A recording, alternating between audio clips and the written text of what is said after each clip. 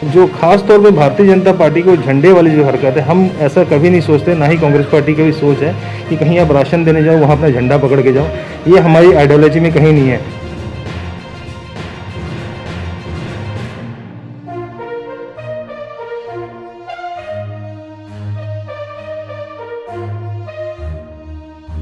पूरा में किसी को भी कोई प्रॉब्लम हो, कोई भी ऐसा घर है जिसमें राशन नहीं है, हमें संपर्क करो। उन्हें यहाँ आने की भी ज़रूरत नहीं है, यहीं से हमारा कार्यकर्ता जाएगा और उनके घर राशन पहुँचेगा। तो लगभग 450 के आसपास ऐसी फैमिलीज है जिनको हम कवर कर चुके हैं। वैक्सीन पे अपनी फ़ोटो लगाई, हर जगह अपनी फ़ोटो लगाते, शायद उनके पद चिन्हों पर चल के उनके नेता भी शायद वही काम कर रहे हैं।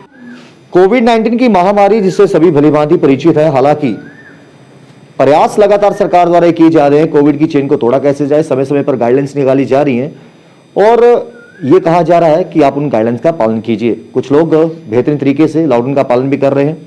कुछ देर पहले नई गाइडलाइंस आई जम्मू कश्मीर की, जिसमें 20 डिस्ट्रिक्ट में कोरोना कर्फ्यू लॉकडाउन को हटाकर कर्फ्यू, वीकेंड कर्फ्यू लगा दिया गया है। 5 डिस्ट्रिक्ट ऐसी हैं जहां पर रेड जोन घोषित कर दिया गया है श्रीनगर की, और वहां पर जो रेड जोन में अनुमति नहीं है किसी चीज की, उसको इंप्लीमेंट किया गया है। लेकिन इस कोरोना काल के दौरान पिछले 1 साल से बात करें, बहुत से सामाजिक लोग बाहर आए लोगों की मदद करने के लिए, बहुत से पार्टी के लोग बाहर आए मदद करने के लिए। लेकिन आज इस समय आरएसपुरा में मौजूदा करण बगी जी हमारे साथ हैं। इनके द्वारा एक इनिशिएटिव कुछ दिनों पहले लिया गया, हम में है राजीव गांधी जी, जो जिनके बारे में जितना कम कहें, जितना ज्यादा बोले उतना कम लगेगा, क्योंकि उन्होंने बहुत कुछ योगदान हिंदुस्तान के लिए दिया है। करण बगी जी हमारे साथ हैं। करण जी, लगातार कोशिशें की जा रही हैं कि ज़्यादा से ज़्यादा परिवार जो इस समय जिन पर कोविड की मार पड़ी है, कितनी देर से आपका ये कैंपेन शुरू हुआ है, कितने लोगों तक अभी तक मदद पहुंचा पाए हैं और कितने दिनों तक आगे भी चलता रहेगा? सबसे पहले आपका धन्यवाद करता हूं कि आपने यहाँ आके हमारे ये कार्यक्रम को कवर किया। ये कार्यक्रम हमारा पिछले साल भी चल रहा था, लेकिन इस साल हमने जो इस कार्यक्रम को जो है पूर्ण रूप से जो राजीव गांधी जी की जो सेवा भाव था उसको उनको श्रद्धांजलि देते हुए हमने ये कार्यक्रम स्टार्ट किया है। 1000 ऐसी फैमिलीज़ हमने ऐसे आइडेंटिफाइड की हैं जो विडोज़ मान लें, हैंडीकैप मान लें, जिनको किसी वजह से राशन नहीं मिला था। हमारे कार्यकर्ताओं ने गांव-गांव जाके उनको आइडेंटिफाई किया, फिर हमने टारगेट रखा। तो लगभग 450 के आसपास ऐसी फैमिलीज़ हैं जिनको हम कवर कर चुके हैं। और हमने अपने हेल्पलाइन नंबर वगैरह हर सोशल मीडिया पे भी और प्रेस में भी दिए हुए हैं कि आरएसपुरा में किसी को भी कोई प्रॉब्लम हो, कोई भी ऐसा घर है जिसमें राशन नहीं है, हमें संपर्क करें। उन्हें यहाँ आने की भी ज़रूरत नहीं है, यहीं से हमारा कार्यकर्ता जाएगा और उनके घर राशन पहुँचेगा। करण जी, एक चीज़ और है कि हालांकि इस समय ये महामारी जिस तरीके से चल रही है, शायद इस समय तमाम लोगों को पार्टी से ऊपर उठ के कुछ सोचना पड़ेगा, क्योंकि लोगों की मदद कर रही है। अभी भी कुछ लोग जो हैं जो मदद तो कर रहे हैं, लेकिन पार्टीवाद साथ लेके चल रहे हैं। कुछ लोगों की बात करें, हमने देखा भी कुछ वीडियोज़ में कहीं पर राशन मुहैया करवाने गए हैं, लेकिन पार्टी फ्लैग साथ में है। आपको लगता है कि खास तौर पर कोविड-19 के दौरान सियासी चीज़ों को साइड पर रखकर सच्चे दिल से, सच्चे भाव से जो है लोगों की सेवा करनी चाहिए? देखिए, जैसे इसमें तो काफ़ी सारे वीडियोस मैंने भी सोशल मीडिया पे देखे, जैसे बख्शीनगर के कुछ वीडियोस थे और एक हॉस्पिटल के वीडियो जहाँ पे ऐसा देखने को मिला। ये वैसे ठीक नहीं है, लेकिन कहीं ना कहीं ये ज़रूर एक आदमी को, एक जिस इंसान की आप मदद करें उसको एहसास ज़रूर दिलाना चाहिए कि आपकी जो मदद है वो किस बुरे टाइम में आपके साथ कौन खड़ा था। जैसे डोगरी में कहावत है, सोते हुए पुत्र दा मुँह के नीचे में, वो वाला हिसाब जो है वो मैं बताता हूँ। लेकिन जो खास तौर पे भारतीय जनता पार्टी को झंडे वाली जो हरकत है, हम ऐसा कभी नहीं सोचते, ना ही कांग्रेस पार्टी की भी सोच है कि कहीं आप राशन देने जाओ वहाँ अपना झंडा पकड़ के जाओ। ये हमारी आइडियोलॉजी में कहीं नहीं है। उनकी आइडियोलॉजी में इसलिए है क्योंकि मोदी जी स्वयं प्राइम मिनिस्टर हैं और उन्होंने अच्छा समझा कि वैक्सीन पे अपनी फ़ोटो लगाई, हर जगह अपनी फ़ोटो लगाते, शायद उनके पद चिन्हों पर चल के उनके नेता भी शायद वही काम कर रहे हैं। आपने भाजपा की बात की, रूलिंग पार्टी है, सेंटर में वो बैठी हैं, और रही बात उनके द्वारा तमाम हेल्पलाइन नंबर भी बांटे गए हैं, चाहे वो किसी को ब्लड की जरूरत हो, ऑक्सीजन की जरूरत हो, प्लाज्मा की जरूरत हो। क्या बाकी पार्टियों की बात करें या फिर आप कांग्रेस से ताल्लुकात रखते हैं, क्या आपकी पार्टी की तरफ से भी कुछ इस तरह के हेल्पलाइन नंबर्स हैं कि लोगों को किसी तरह की भी मदद चाहिए, हम तैयार बैठे हैं? देखिए, इस टाइम जो देश का मीडिया है जी, उसने आप हमारी एक मिसाल जो हमारे श्रीनिवास जी हैं, बीवी श्रीनिवास जी हैं, वो बोलने की ज़रूरत नहीं है। उन्होंने पूरा करके दिखाया कि किस तरह लोगों की मदद की जाती है। और इनफैक्ट बीजेपी के मंत्री, मेंबर ऑफ पार्लियामेंट और राज्यसभा मेंबर तक ने उनसे मदद मांगी और उन्होंने मदद की। प्रेस से जुड़े भी कुछ लोग जब भी मदद करते हैं उन्होंने मदद की और वो करते आए हैं। तो ये सेवा भाव है। इसमें हर पार्टी, कांग्रेस पार्टी ने स्टार्टिंग से ही, और राहुल जी स्टार्टिंग से ही बता रहे हैं कोरोना जो है हमारे देश को खा जाएगा।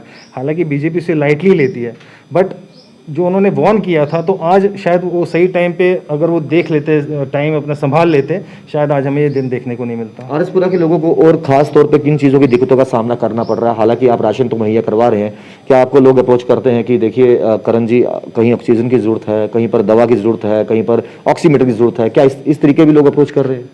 देखिए काफ़ी अप्रोच आती है। अभी ये है भगवान का ये आशीर्वाद है आरएसपुरा के ऊपर, या ये रूरल इलाका है, यहाँ पे जो कोविड का डिजीज़ है वो इतना ज़्यादा फैला नहीं है। इन्फेक्शन कंपैरिजन आरएसपुरा अभी तक ठीक है, केसेस निकल रहे हैं 20-25 लोग, लेकिन जितना संक्रमण जो है वो देखा इतना नहीं है।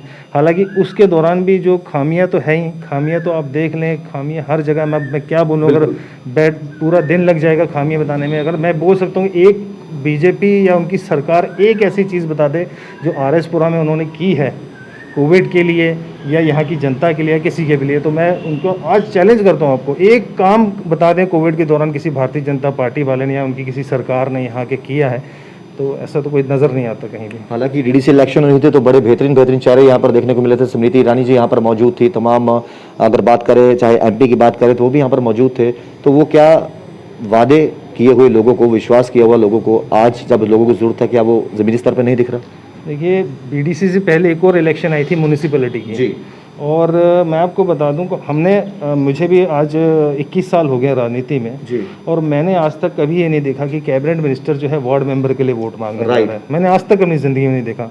मैंने आज तक अपनी ज़िंदगी में नहीं देखा कि पीएम एमएलए के लिए वोट मांगने आ रहा है। हालांकि हमने मुंबई में देखा कि जब वहाँ पर म्युनिसिपल कॉर्पोरेशन की इलेक्शन हुई तो वहाँ पर तो अमित शाह जी भी मौजूद थे, बड़े बड़े नेता मौजूद थे। बिल्कुल, यहाँ पे मैं बता रहा हूँ रविंदर रैना और जुगल किशोर और तमाम उनकी team doctor general municipality election में आके उन्होंने वोट मांगे।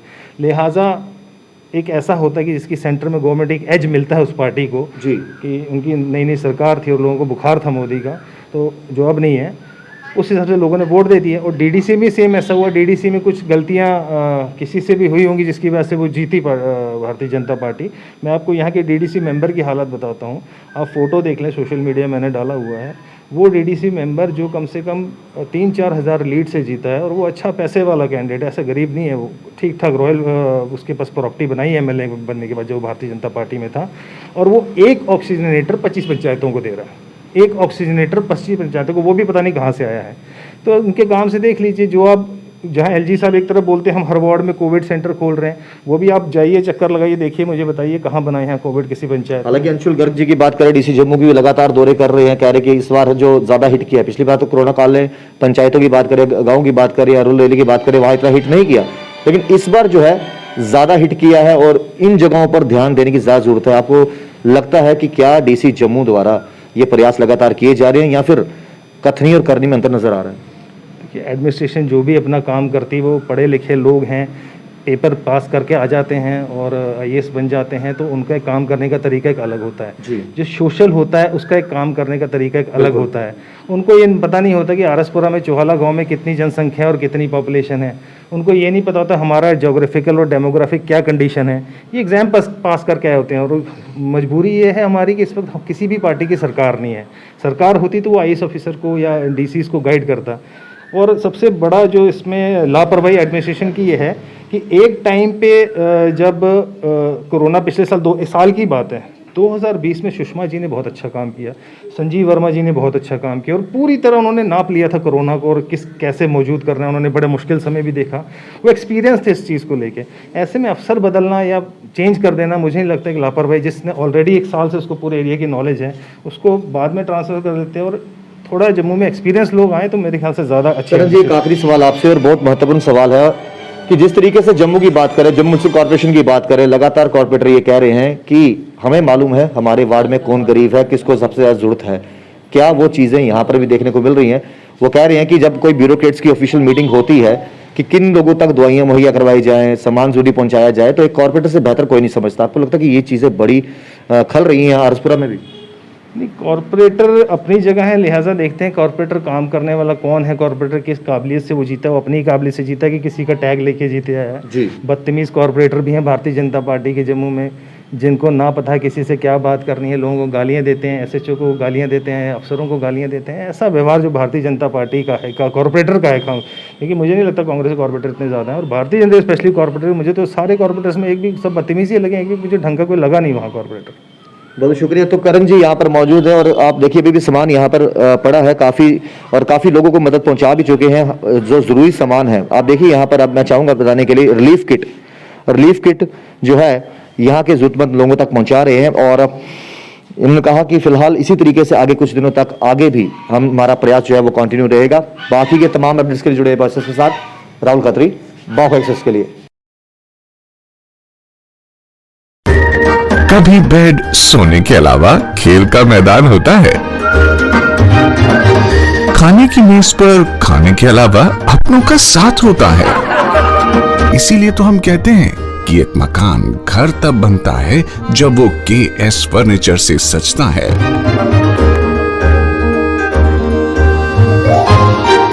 रिश्तों की मिठास का एहसास KS फर्नीचर के साथ।